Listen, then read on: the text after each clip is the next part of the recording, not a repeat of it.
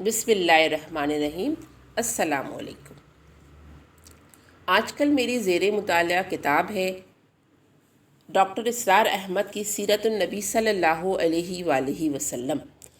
کل رات اس کتاب کو پڑھتے ہوئے مجھے میرے ایک سوال کا جواب ملا۔ بہت ممکن ہے کہ اس طرح کا سوال اور بھی کئی ذہنوں میں اٹھا ہو۔ وہ سوال کیا تھا اور مجھے اس کا جواب کیا ملا؟ ان دونوں باتوں کا جواب جاننے کے لیے آئیے ڈاکٹر اسرار احمد کی تحریر پڑھتے ہیں جو میں نے ان کی کتاب سیرت النبی صلی اللہ علیہ وآلہ وسلم سے منتخب کی ہے۔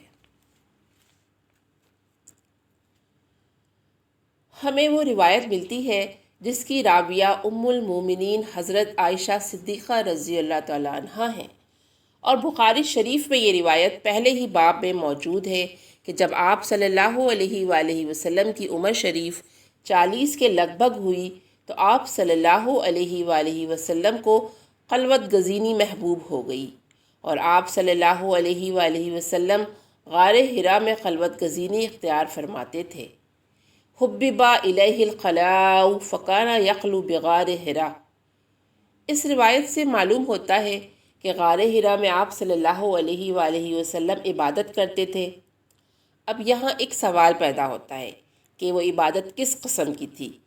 آپ صلی اللہ علیہ وآلہ وسلم کسی سابقہ امت میں نہ تھے، کسی نبی کے پیرو نہ تھے، کوئی عبادت کا طریقہ ایسا نہ تھا کہ جو آپ صلی اللہ علیہ وآلہ وسلم کو کسی اور نبی کی پیروی یا کسی اور امت میں ہونے کی وجہ سے معلوم ہوتا، اور حضرت جبرائیل علیہ السلام سے ابھی ملاقات نہ ہوئی تھی تو یہ عبادت کیسی تھی؟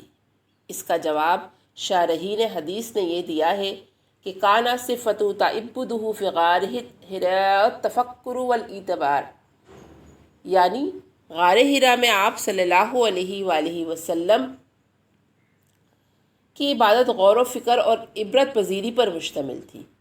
سوچ بچار، کتاب فطرت کا مطالعہ، خود اپنی فطرت کی گہرائیوں میں غواصی اور نگاہ عبرت سے ماحول کا جائزہ و تجزیہ، یہ تھی آپ صلی اللہ علیہ وآلہ وسلم کی غار حرا میں عبادت۔